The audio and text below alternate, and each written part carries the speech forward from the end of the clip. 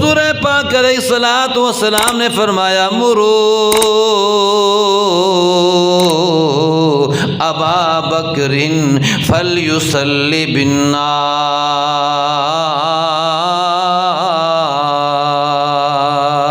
کہو سبحان اللہ۔ آپ علیہ الصلوۃ والسلام نے فرمایا میرے صحابہ ابو بکر کو کہو کہ میرے مصلی پہ آ کے صحابہ کو نماز پڑھائے، اور آپ نے فرمایا الصلاۃ وما ملکت ایمانکم، آپ نے فرمایا نماز کی پابندی کرتے رہنا، نماز کی پابندی کرتے رہنا، اور اپنے ماتحتوں کا خیال۔ سامعین محترم،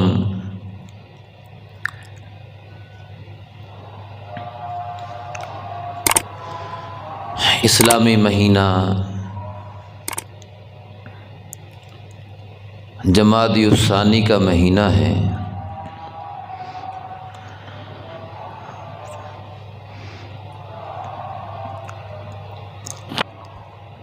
جمادی الثانی کی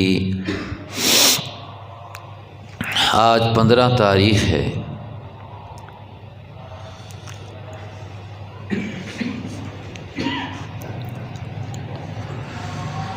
اس مہینے کی 22 تاریخ کو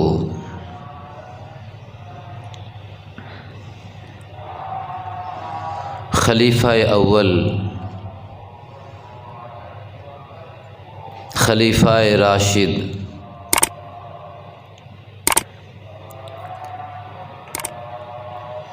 سیدنا ابو بکر صدیق رضی اللہ تعالی عنہ کی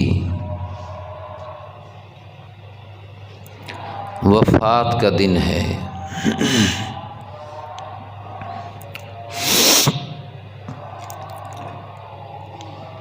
اس مہینے کی 22 تاریخ کو آپ نے دنیا سے پردہ فرمایا۔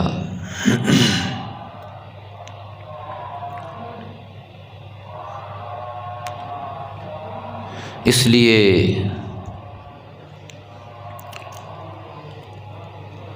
سیدنا ابو بکر صدیق رضی اللہ تعالیٰ عنہ کی وفات کا تذکرہ ہوگا۔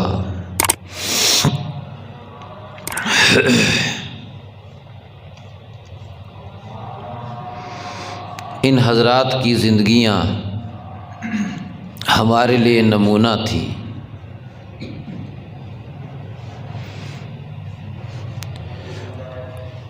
ان پاکیزہ ہستیوں کی زندگیاں ہمارے لیے مشعل راہ ہیں۔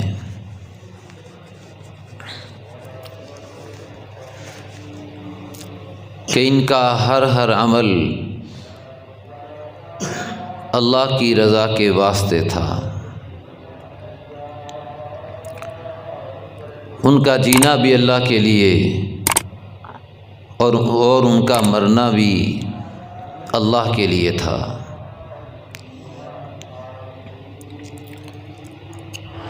انہوں نے زندگی ایسی گزاری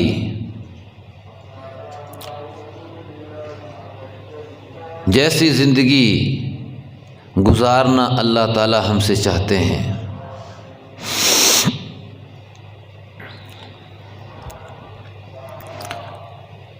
انہوں نے ایسی زندگی گزاری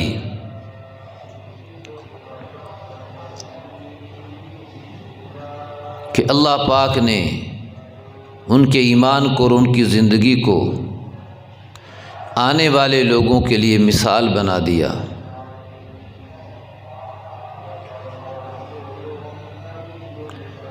فَإِنْ آمَنُوا بِمِثْلِ مَا آمَنْتُمْ بِهِ فَقَدِ اهْتَدَوْا،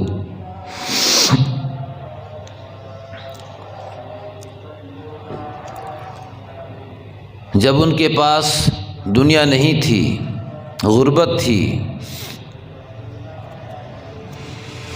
تو پھر بھی انہوں نے اللہ رب العزت کے حکموں کو پورا کیا اور صبر کیا، اور کوئی حکم بھی اللہ کا نہ چھوٹا، کوئی سنت بھی حضور صلی اللہ علیہ وسلم کی نہ چھوڑی۔ اور پھر جب اللہ پاک نے دیا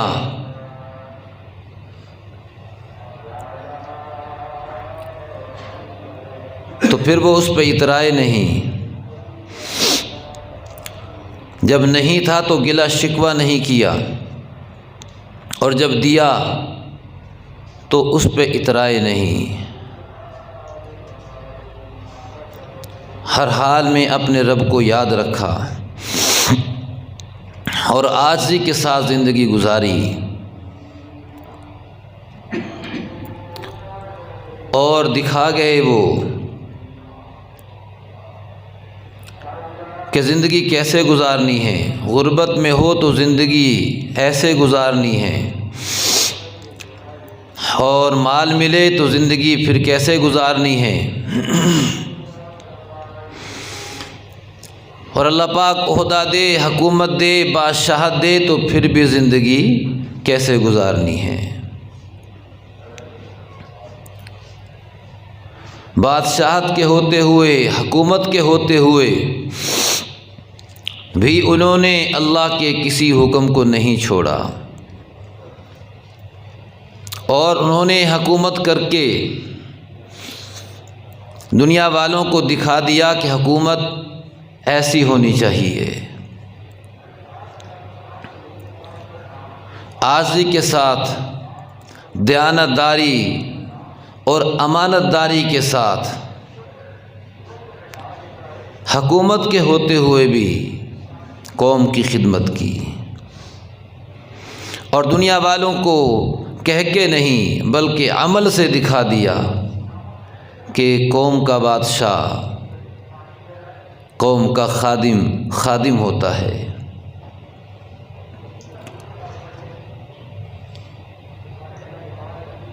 سیدنا ابو بکر صدیق رضی اللہ تعالیٰ عنہ حضور صلی اللہ علیہ وسلم کے سفر کے ساتھی، حضر کے ساتھی، ہر موڑ پہ آپ کے کام آنے والے،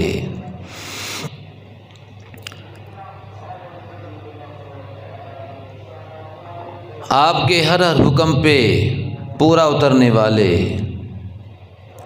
اتنا ساتھ دیا حضور کا، اتنا مال خرچ کیا حضور کے کہنے پہ کہ آپ علیہ الصلاۃ والسلام نے ارشاد فرمایا کہ جتنا نفع مجھے ابو بکر صدیق رضی اللہ تعالیٰ عنہ کے مال نے پہنچایا ہے، اتنا نفع مجھے کسی کے مال نے بھی نہیں پہنچایا۔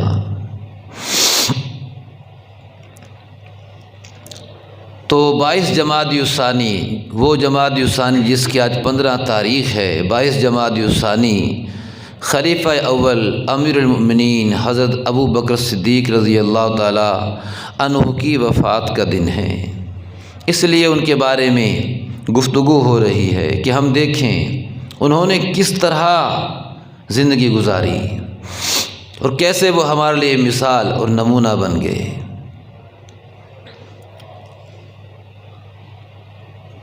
حضور صلی اللہ علیہ وسلم کے ساتھ کیسی وفاداری کی، آپ علیہ الصلاۃ والسلام نے آخری دنوں میں جب حضور صلی اللہ علیہ وسلم بیمار تھے تو آپ علیہ الصلاۃ والسلام نے حضرت ابو بکر صدیق رضی اللہ تعالیٰ عنہ کو اپنے مصلی پہ کھڑا فرمایا۔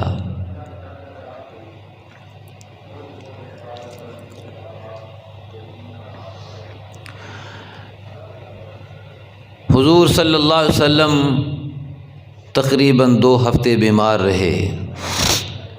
آپ کی بیماری سر درد سے شروع ہوئی اور آپ کو اس کے بعد بخار آیا اور سخت بخار ہوا۔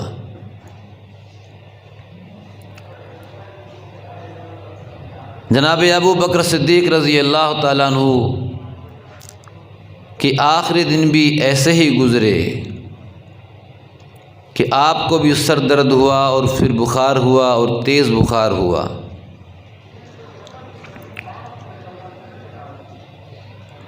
حضور صلی اللہ علیہ وسلم کو بھی زہر دیا دشمنوں نے، اور سیدنا ابو بکر صدیق رضی اللہ تعالیٰ عنہ کو بھی دشمنوں نے زہر دیا۔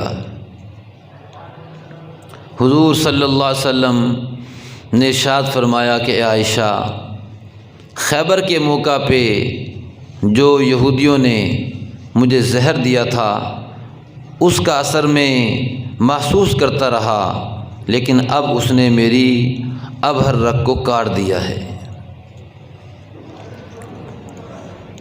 بہرحال حضور صلی اللہ علیہ وسلم نے اپنی آخری دنوں میں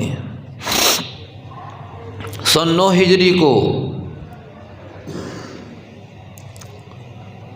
حضور صلی اللہ علیہ وسلم نے حج کا امیر بنا کے بھیجا حضرت ابو بکر صدیق رضی اللہ تعالیٰ عنہ کو، حج کا امیر بنا کے بھیجا۔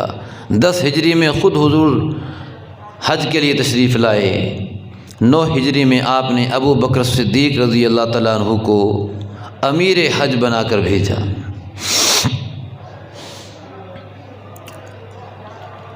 اور حضرت علی رضی اللہ تعالیٰ عنہ کو بھیجا کہ تم نے اعلان کرنا ہے جگہ جگہ،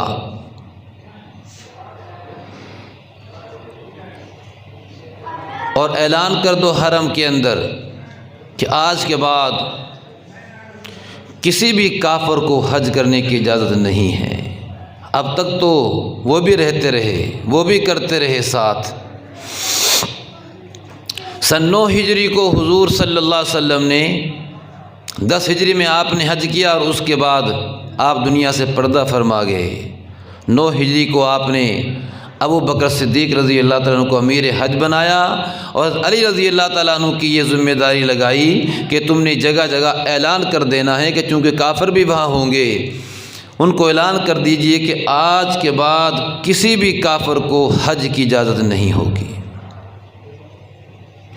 آج کے بعد کوئی بھی کافر حرم کے اندر داخل نہیں ہو سکے گا،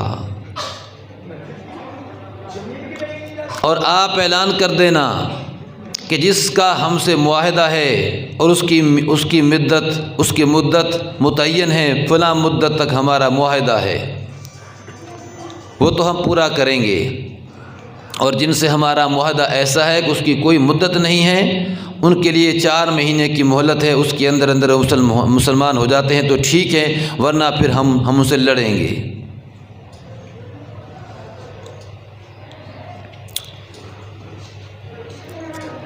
تو آپ علیہ السلام نے پیغام دے کے بھیج دیا، اور کافروں کا داخلہ بالکل ممنوع فرما دیا۔ بہرحال آخری دن ہے ہمارے نبی کے، تو بدھ کا دن تھا۔ حضور صلی اللہ علیہ وسلم نے، آپ کو بخار تو تھا، تکلیف تو تھی آپ کو، لیکن آپ نے خطبہ دیا ظہر کی نماز سے پہلے، اور اس میں یہ فرمایا: لعن اللہ الیہود والنصارى اتخذوا قبور انبیائہم مساجدا۔ لعنت ہو یہود و نصارہ پر، کس لیے؟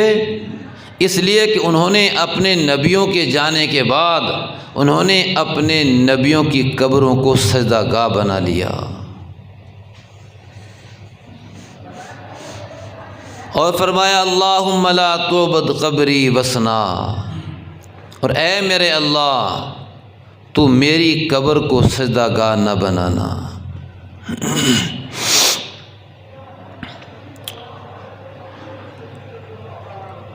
حضور صلی اللہ علیہ وسلم کی قبر سمیت کسی بھی قبر کو سجدہ کرنا حرام ہے۔ تو آپ نے یہ آخری دنوں میں یہ احادیث ذکر فرمائی، اس کے بعد آپ نے کچھ اور بھی باتیں کہیں اور ظہر کی نماز پڑھائی۔ اگلے دن جمعرات کا دن تھا، جمعرات کی نمازیں پڑھائیں، اور جمعرات کے دن مغرب کی نماز پڑھائی، اور اس مغرب کی نماز میں 29ویں پارے کی آخری سورت والمرسلات تلاوت فرمائی۔ پھر عشاء کی نماز کا وقت آپ زیادہ بیمار ہو گئے، صحابہ کرام اپنی نماز کے وقت آئے ہوئے ہیں کہ حضور آئیں گے اور نماز پڑھائیں گے۔ حضور صلی اللہ علیہ وسلم کو سخت بخار تھا اور آپ کی تکلیف بڑھ رہی تھی اور بے ہوشی ہو رہی تھی حضور کو۔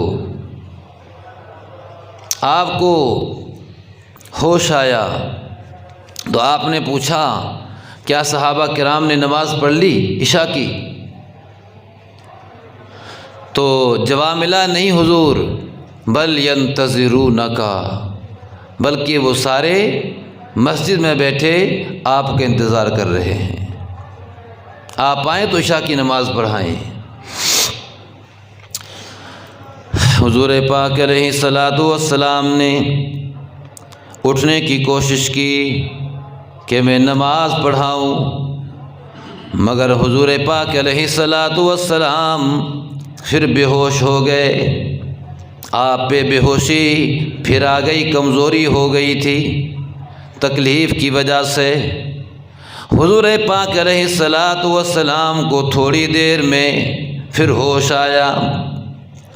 آپ نے پوچھا کیا نماز پڑھ لی؟ صحابہ کرام نے بتلایا گیا نہیں حضور، بل ینتظرونک، وہ سارے آپ کا انتظار فرما رہے ہیں۔ آپ علیہ الصلاۃ والسلام نے پھر اٹھنے کی کوشش کی کہ تاکہ میں صحابہ کو نماز پڑھاؤں، عشاء کی نماز لیٹ ہو رہی ہے۔ جیسے ہی آپ نے اٹھنے کی کوشش کی، آپ پہ پھر غشی طاری ہو گئی، پھر آپ بے ہوش ہو گئے۔ پھر آپ کو ہوش آیا، آپ نے پوچھا کیا صحابہ نے نماز پڑھ لی؟ یہی جواب ملا کہ نہیں حضور، ابھی نماز نہیں پڑھی ہے، سارے آپ کا انتظار فرما رہے ہیں۔ اب کی دفعہ حضور پاک علیہ الصلاۃ والسلام نے فرمایا مرو ابا بکر فلیصلی بالناس،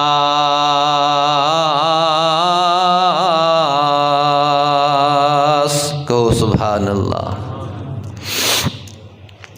آپ علیہ الصلاۃ والسلام نے فرمایا میرے صحابہ ابو بکر کو کہو کہ میرے مصلی پہ آ کے صحابہ کو نماز پڑھائے، اب میں نہیں آ سکتا، اب میں زیادہ بیمار ہو گیا ہوں، ابو بکر کو کہو کہ نماز پڑھائے۔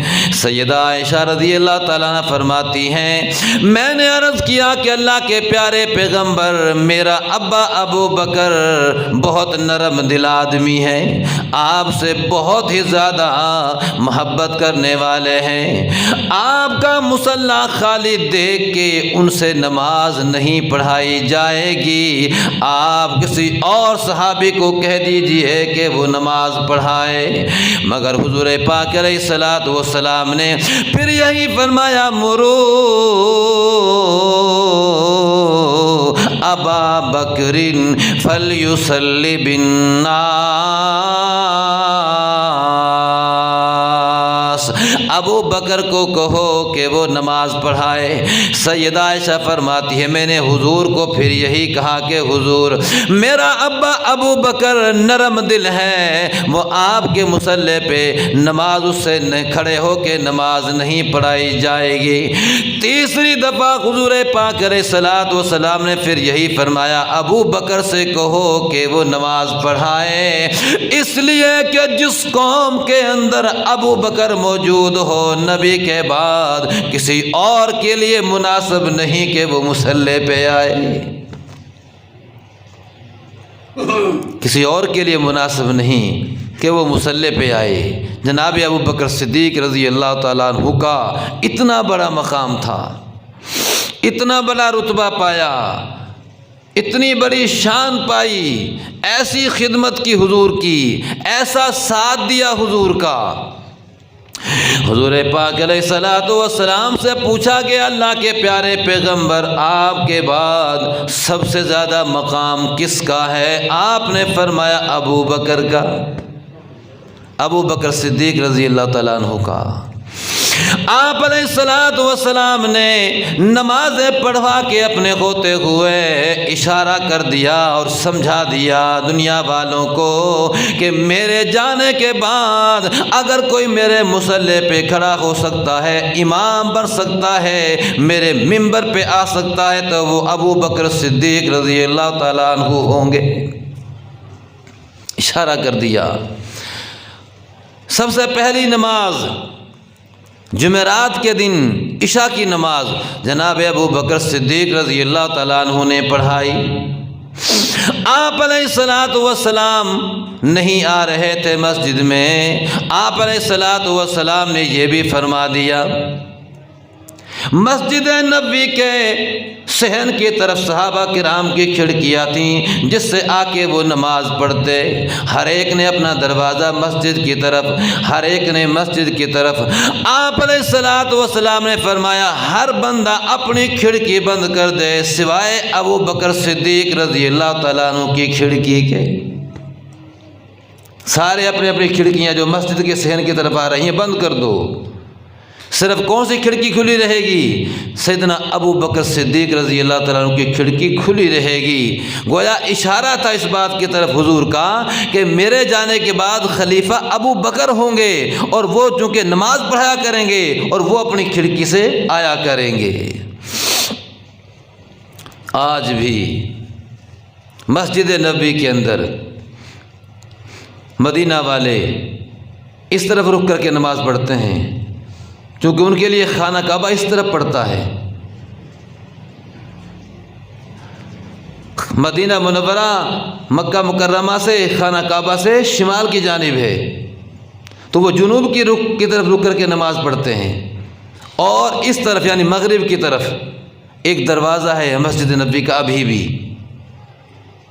ایک دروازہ ہے اور اس دروازے کے اوپر لکھا ہوا ہے ھذا خوخۃ ابو بکر صدیق رضی اللہ تعالیٰ عنہ، یہ ہے وہ کھڑکی حضرت ابو بکر صدیق رضی اللہ تعالیٰ عنہ والی جس کے بارے میں حضور پاک نے فرمایا تھا کہ ساری کھڑکیاں بند ہو جائے سوائے ابو بکر کی کھڑکی کے۔ اب اس کھڑکی کی جگہ پہ بہت بڑا دروازہ ہے مسجد نبوی کا۔ حضور پاک علیہ الصلوۃ والسلام نے ارشاد فرما دیا ابو بکر صدیق رضی اللہ تعالیٰ عنہ کی کھڑکی کھلی رہے گی۔ اگلا جمعہ آیا، جمعے کی نماز بھی جناب ابو بکر صدیق رضی اللہ تعالیٰ عنہ نے پڑھائی، جمعہ بھی آپ نے پڑھایا۔ حضور نہیں آ سکتے تھے بیماری کی وجہ سے۔ ہفتے کا دن آیا، ہفتے کی نمازیں بھی حضور پاک علیہ الصلوۃ والسلام کی جناب ابو بکر صدیق رضی اللہ تعالیٰ عنہ نے پڑھائی۔ تقریباً 17 نمازیں حضور پاک علیہ الصلوۃ والسلام کے ہوتے ہوئے جناب ابو بکر صدیق رضی اللہ تعالیٰ عنہ نے پڑھائی۔ آپ علیہ الصلوۃ والسلام نے اپنے ہوتے ہوئے جناب ابو بکر کو مصلی پہ کھڑا کر کے اشارہ کر دیا دنیا والوں کو میرے جانے کے بعد میرا خلیفہ بن سکتا ہے تو وہ ابو بکر صدیق رضی اللہ تعالیٰ عنہ ہوں گے۔ اتوار کا دن آیا، سوموار کو آپ پردہ فرما گئے دنیا سے۔ جمعرات کی عشاء کی نماز سے شروع ہوئی نمازیں جو جناب ابو بکر صدیق رضی اللہ تعالیٰ عنہ نے پڑھائی، جمعے کی نمازیں بھی، ہفتے کی نمازیں بھی اور ظہر کی نماز بھی پڑھا رہے تھے اتوار کے دن۔ ظہر کی نماز جناب ابو بکر صدیق رضی اللہ تعالیٰ عنہ پڑھا رہے تھے کہ ادھر سے حضور پاک علیہ الصلوۃ والسلام کو کچھ افاقہ ہوا۔ آپ نے فرمایا عباس اور علی مجھے بھی مسجد میں لے چلو، مجھے بھی مسجد میں لے چلو۔ حضور پاک علیہ الصلوۃ والسلام ان دو صحابہ کے سہارے سے مسجد نبوی کی طرف آ رہے ہیں۔ دیکھا تو جناب ابو بکر صدیق رضی اللہ تعالیٰ عنہ ظہر کی نماز پڑھا رہے ہیں۔ صحابہ کرام نے جب دیکھا کہ حضور آ رہے ہیں تو اشارہ کیا ابو بکر صدیق رضی اللہ تعالیٰ عنہ کو آپ پیچھے ہٹ جائیے، حضور آ رہے ہیں۔ جناب ابو بکر صدیق رضی اللہ تعالیٰ عنہ پیچھے ہٹنے لگے تو آپ نے فرمایا نہ ابو بکر یہیں کھڑے رہو مصلی پہ۔ اتوار کے دن ظہر کی نماز، جناب ابو بکر صدیق رضی اللہ تعالیٰ عنہ مصلی پہ کھڑے ہیں۔ حضور پاک علیہ الصلوۃ والسلام کو آپ کی بائیں جانب بٹھا دیا گیا۔ حضور ابو بکر صدیق رضی اللہ تعالیٰ عنہ کے بائیں جانب بیٹھ گئے اور حضور نماز پڑھانے لگے بیٹھے بیٹھے صحابہ کرام کو۔ حضور آہستہ آواز سے تکبیر کہہ رہے تھے اور حضرت ابو بکر صدیق رضی اللہ تعالیٰ عنہ اونچی آواز سے تکبیر کہہ رہے تھے۔ تو ظہر کی نماز حضور نے ایسے بیٹھ کے پڑھائی کہ دائیں طرف ابو بکر صدیق کھڑے تھے اور بائیں طرف حضور آپ بیٹھے تھے اور بیٹھے بیٹھے صحابہ کو نماز پڑھا رہے تھے۔ حضور پاک علیہ الصلوۃ والسلام نے اس طرح جناب ابو بکر صدیق رضی اللہ تعالیٰ عنہ کو نمازیں پڑھوائیں۔ آپ علیہ الصلوۃ والسلام نے جیسے میں نے پہلے بتلایا ان دنوں میں، اور آپ نے فرمایا الصلاۃ وما ملکت ایمانکم، آپ نے فرمایا نماز کی پابندی کرتے رہنا، نماز کی پابندی کرتے رہنا اور اپنے ماتحتوں کا خیال رکھنا۔ حضور پاک علیہ الصلوۃ والسلام نے ظہر کی نماز یوں پڑھا دی اور پھر باقی نمازوں میں نہیں آیا گیا۔ اگلی سوموار آ گئی، سوموار کے دن جناب ابو بکر صدیق رضی اللہ تعالیٰ عنہ پھر فجر کی نماز پڑھا رہے ہیں۔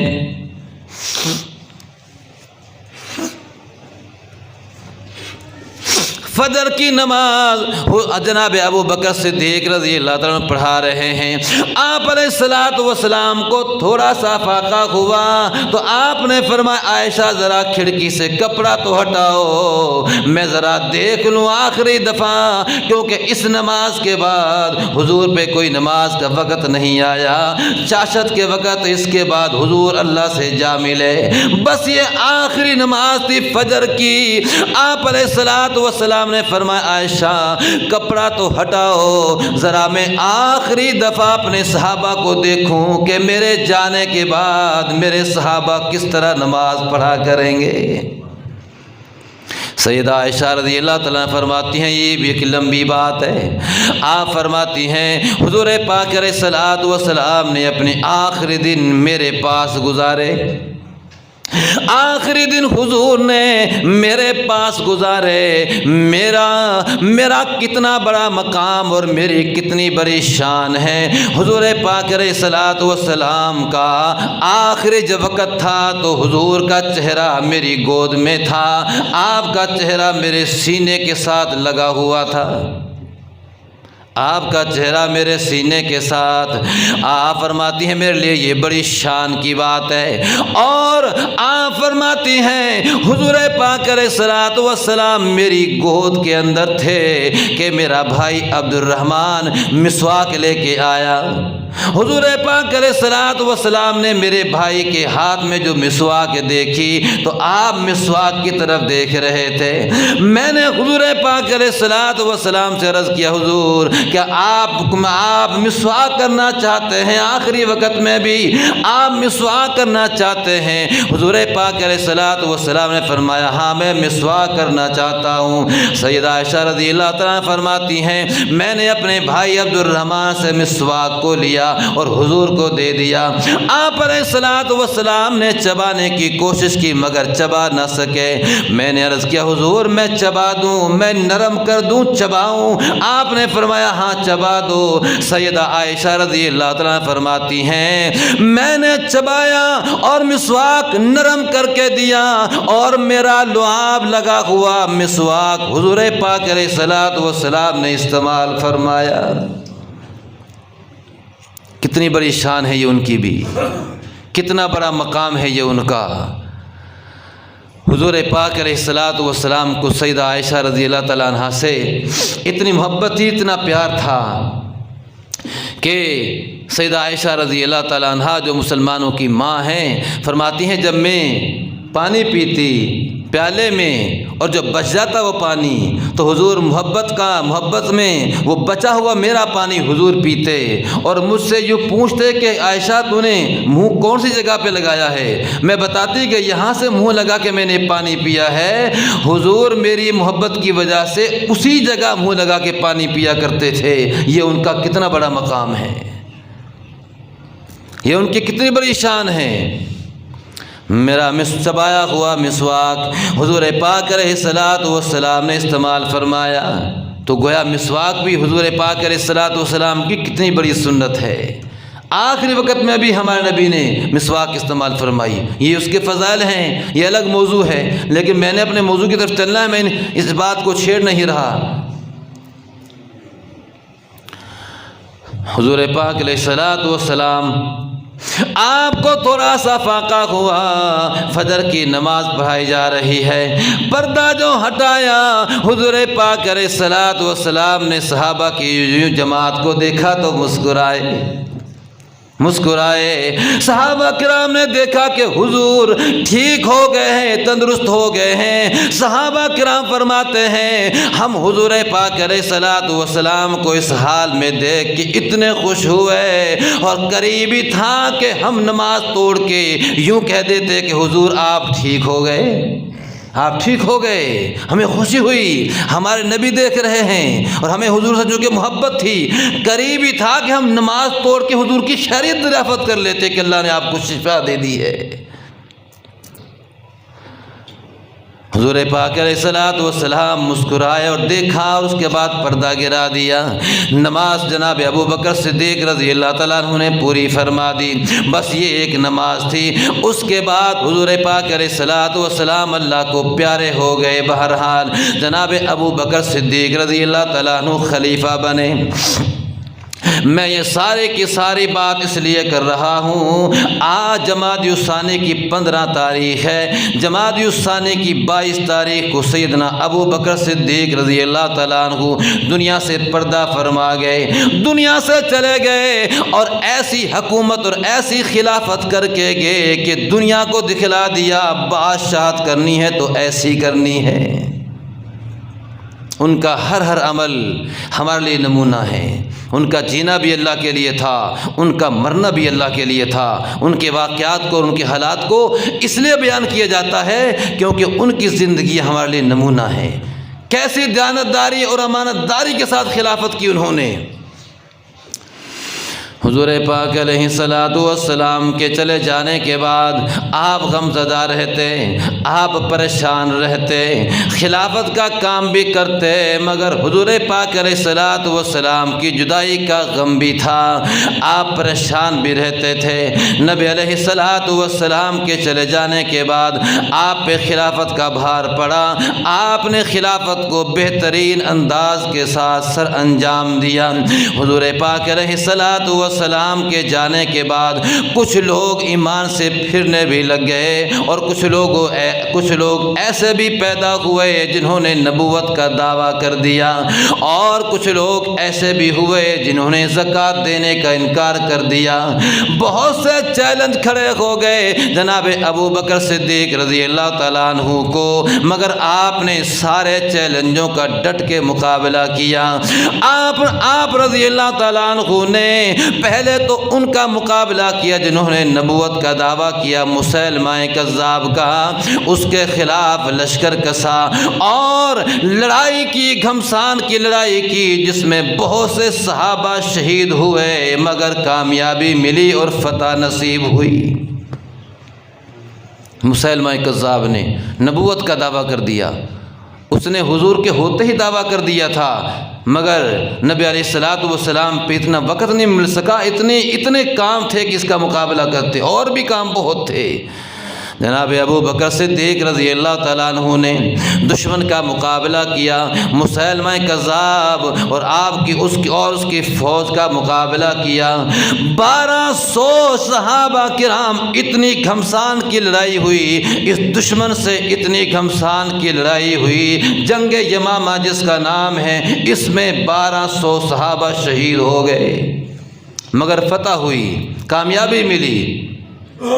اور بہت سے حافظ قرآن صحابہ بھی شہید ہو گئے، بہت سے حافظ قرآن صحابہ شہید ہوئے۔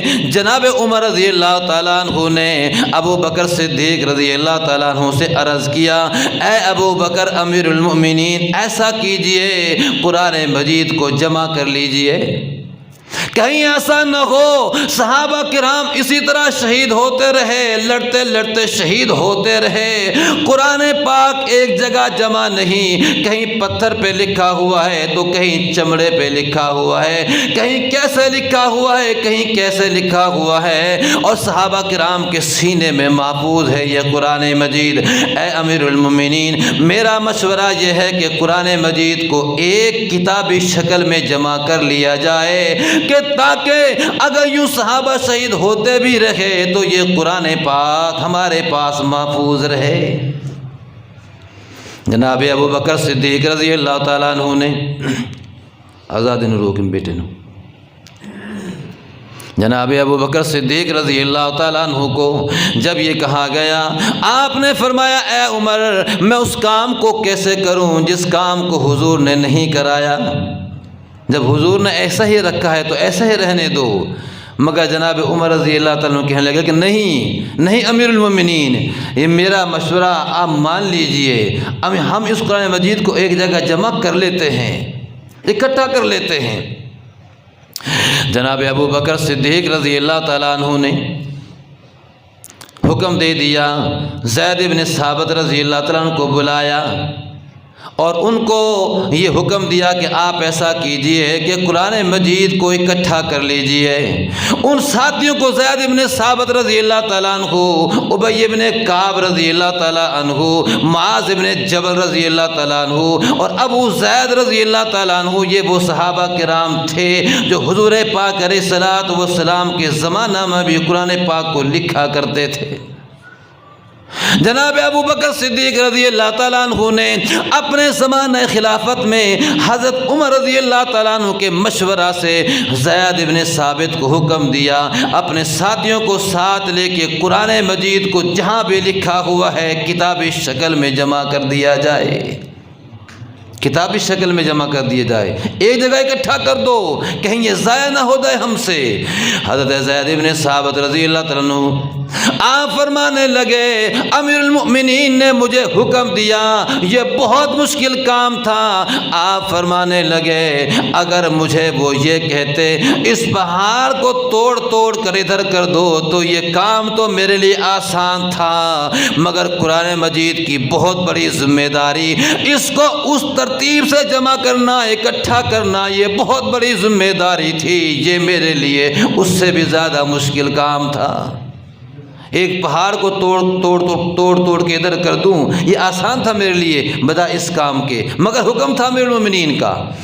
حضرت زید بن ثابت رضی اللہ تعالیٰ عنہ اپنے ساتھیوں کو لے کر قرآن مجید کو معاذ بن جبل رضی اللہ تعالیٰ عنہ اور ابی بن کعب رضی اللہ تعالیٰ عنہ، جو بہت بڑے قاری، ابی بن کعب بہت بڑے قرآن پاک کے قاری، اتنی پیاری آواز والے، حضور پاک علیہ الصلوۃ والسلام کبھی کبھی ان کو بلا کے فرماتے، ابی بن کعب قرآن سنا، میرا دل کر رہا ہے کہ میں تجھ سے قرآن مجید سنوں۔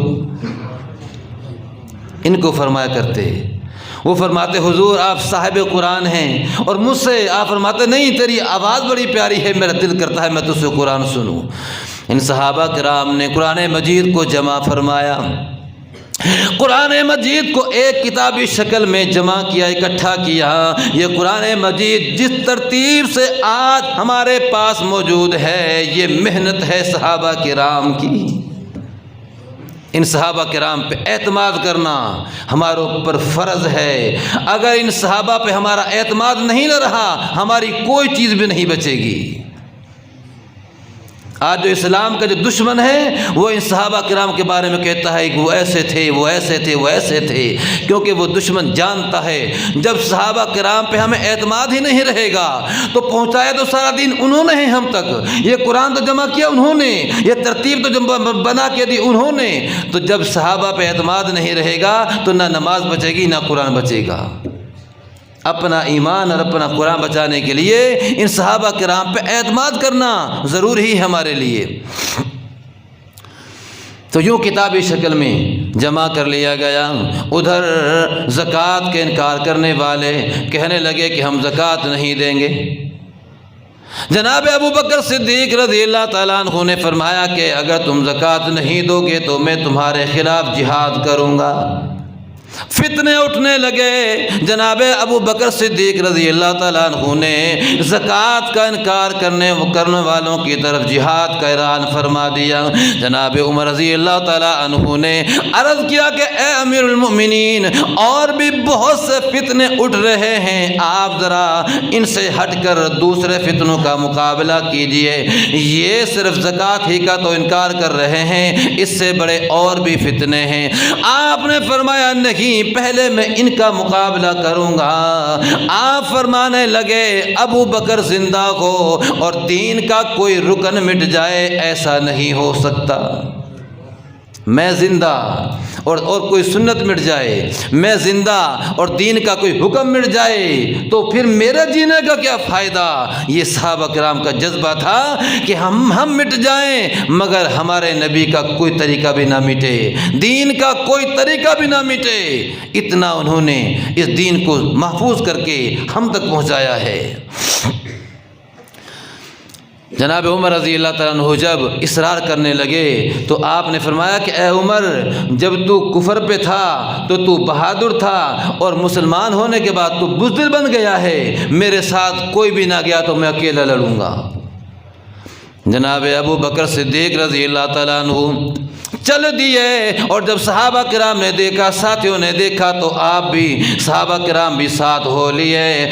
اور جب زکوٰۃ کا انکار کرنے والوں نے دیکھا کہ لشکر کا لشکر آ رہا ہے، انہوں نے کہا کہ اے امیر المؤمنین ابو بکر، آپ پریشان نہ ہو، جس طرح حضور پاک علیہ الصلوۃ والسلام کے زمانے میں زکوٰۃ دیا کرتے تھے، اسی طرح زکوٰۃ سال میں آپ کے بیت المال میں پہنچ جایا کرے گی، ہم دیں گے زکوٰۃ، اور اسی طرح آئے گی جس طرح حضور کے زمانے میں آتی تھی زکوٰۃ۔ جناب عمر رضی اللہ تعالیٰ عنہ کہنے لگے اے ابو بکر، آپ جو سمجھے وہ ہم نہیں سمجھے، اگر آج ان کو تھوڑی سی ڈھیل دے دی جاتی تو کل کو یہ کسی اور کے حکم کا انکار کر دیتے، مگر آپ نے ایک فساد کا، ایک فتنے کا دروازہ کھلا ہی تھا، آپ نے وہیں بند کر دیا۔ آپ نے جو سوچا وہ صحیح سوچا۔ بہرحال جناب ابو بکر صدیق رضی اللہ تعالیٰ عنہ خلیفہ بنے۔ میں نے اصل میں ان کی وفات کی طرف آنا ہے۔ آپ جب خلیفہ بنے تو کیا ہوا، آپ اپنی چادریں لے کے بازار میں فروخت کرنے چل دیے۔ خلیفہ بنتے ہی چادریں لے کے بازار میں فروخت کرنے چل دیے۔ جناب عمر رضی اللہ تعالیٰ عنہ نے عرض کیا کہ اے امیر المؤمنین، کہاں جا رہے ہو، کدھر کا ارادہ ہے؟ فرمانے لگے کہ چادروں کو بیچ کے، تجارت کر کے میں نے ان کو بیچ کے فروخت کر کے آنا ہے، گھر کا میں نے اپنا خرچہ بھی تو چلانا ہے، تنخواہ تو تھی کوئی نہیں اور وظیفہ تو تھا کوئی نہیں۔ تو جناب عمر رضی اللہ تعالیٰ عنہ نے عرض کیا کہ اے امیر المؤمنین، اگر چادریں بیچو گے، اگر یہ تجارت بھی کرو گے تو خلافت کا کام پھر کون کرے گا؟ بہت بڑی ذمہ داری ہے، یہ کیسے چلے گا؟ آپ فرمانے لگے کہ تو پھر میں اپنا میرا گھر کا خرچہ کیسے چلے گا؟ آپ نے فرمایا آپ چلیے، ہم آپ کے لیے وظیفہ لگا دیتے ہیں، تھوڑی سی تنخواہ ہم آپ کی وظیفہ لگا دیتے ہیں، تنخواہ مقرر کر دیتے ہیں، جس سے آپ کا گھر کا خرچہ چلتا رہے۔ آپ اگر تجارت کے کاموں میں مشغول ہوں گے تو یہ نظام تو نہیں چلے گا۔ صحابہ کرام کے مشورے سے کتنی تنخواہ طے ہوئی؟ جتنا وظیفہ ایک غریب آدمی کا جاتا تھا، جتنا ایک غریب آدمی کا وظیفہ ملتا تھا مدینہ میں، اتنا ہی وظیفہ وقت کے بادشاہ کا طے ہو گیا کہ آپ کو بھی مہینے میں اتنے پیسے پہنچ جایا کریں گے جس کا آپ کا خرچہ گھر کا چل جائے۔ یہ تھی زندگی ان کی۔ بادشاہت کے ہوتے ہوئے بھی مال نہیں کمایا، پیسے نہیں کمائے، تو قیامت تک کے آنے والے بادشاہوں کے لیے نمونہ بن گئے کہ بادشاہت میں ایسے زندگی گزارنی ہے، قوم کا پیسہ نہیں لوٹنا، ضائع نہیں کرنا قوم کا پیسہ، سادگی میں زندگی گزارنی ہے، بادشاہت میں رہ کے اترانا نہیں، بلکہ اللہ کے حکم کو سامنے رکھنا ہے، اللہ سے ڈر کی حکومت کرنی ہے۔ کہیں ہمارے ہوتے ہوئے کسی کے ساتھ ناانصافی نہ ہو جائے، کسی کا حق نہ مارا جائے ہمارے ہوتے ہوئے، اس طرح زندگی گزارنی ہے۔ اتنا وظیفہ مقرر ہوا جتنا کہ مدینہ کے ایک غریب کو ملتا تھا۔